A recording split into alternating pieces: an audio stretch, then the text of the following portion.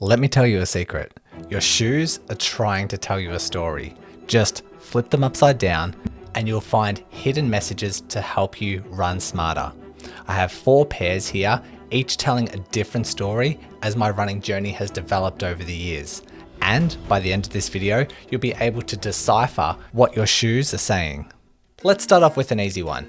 Any wear and tear along the outside of the shoe means that you are excessively rolling your foot out, commonly referred to as supination. Makes sense, right? No, this couldn't be further from the truth, yet I see it posted everywhere. Allow me to prove it. But first, before taking a peek under the hood, there are 3 things you need to know. Number 1, the shoes you assess need to have mileage. Find the older shoes that you have and the shoe will be shouting the story at you. But if it doesn't have the necessary mileage, it will be whispering at a volume that's too quiet for you to hear. Number 2 is that your shoes need to be primarily used for running. If you've done a lot of walking or cross training or strength training in them, it's like trying to listen to 3 stories spoken at the same time. And you can't really pay attention to what's going on. Number 3 is to dive deep into the story. This requires looking at the fine details, the fine little grooves within the shoe. You don't want to just be handed the best running book of all time and just read the blurb at the back, hoping to reveal all of its secrets. So look closely at each fine groove and a deeper story will start to emerge. Now that that's out of the way, the next part is to separate the sole of your shoe into 4 different zones. Let's go back to the first pair, which was showing a significant wear in zone 2. Now remember, this isn't supination.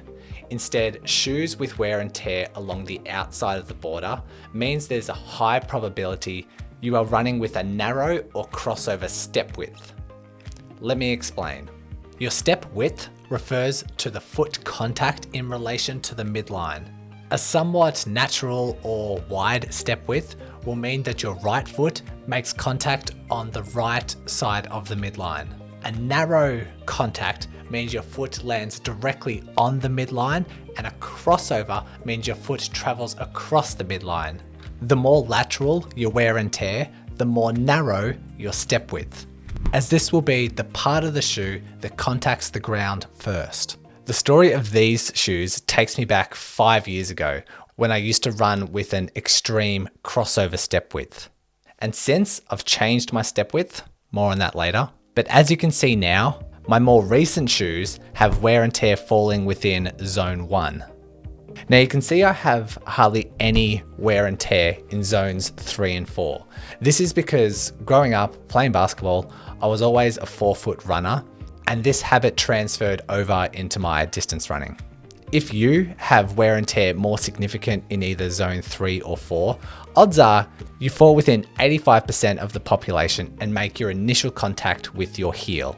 We can then uncover more of the story and work out your level of crossover by seeing if the wear and tear is in zone 3 or zone 4.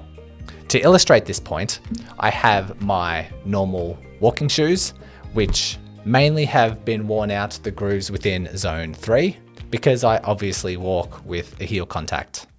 Question, what shoes do your zones fall within? Let's start a conversation in the comments below, and you can also see what other Run Smarter scholars are saying. But our story can even go 1 layer deeper because you can compare the wear and tear from the right to the left shoe. Check out my older shoes again, and the right has a significant amount of wear compared to the left foot. This could indicate that I'm hitting the ground harder or that I'm crossing over more aggressively on that right side.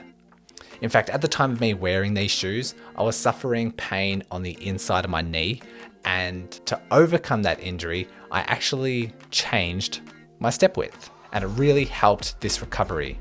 But based on the story your shoes are telling, do you need to change how you're running? Well, this video is here to help, which is one of my first ever YouTube videos, so go easy on me.